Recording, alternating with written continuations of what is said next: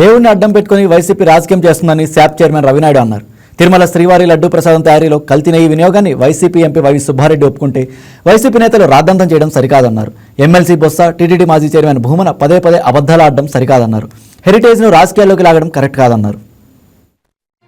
Assembly చరిత్రలో ఇలాంటి సంఘటనలు జరుగుతాయని కూడా ఎవ్వరూ ఊహించరు.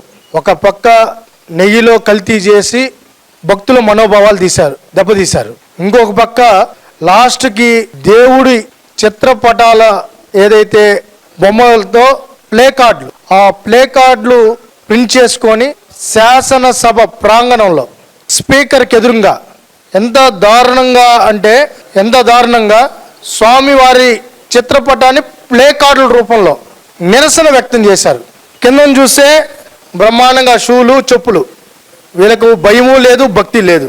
మళ్ళీ ఈ డైరెక్షన్ ఇస్తున్న తాడేపల్లి కొంపలో ఉన్నాడో, మరి బెంగళూరుకు యలహంక ప్యాలెస్లో ఉన్నారో, ఎక్కడున్నారో తెలియదు కానీ ఆయన ఎక్కడి నుంచి డైరెక్షన్ ఇస్తున్నారో అక్కడి నుంచి డైరెక్షన్ ఇవ్వడంతో ఈ ప్లే కార్డులు ఈ ప్రింట్ చేసుకొని వాళ్ళకి స్వామివారని భయం లేదు, భక్తి లేదు.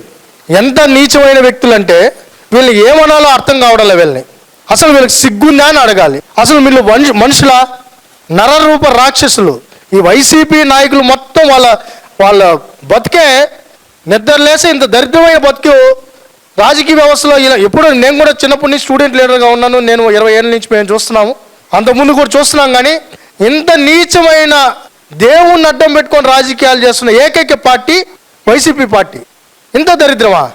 ఇంత ఓడిపోయారు, 11 సీట్లు వచ్చాయి, అయినా మీకు బుద్ధి రావడంలా, మళ్ళీ రాజకీయాలు చేస్తున్నారు.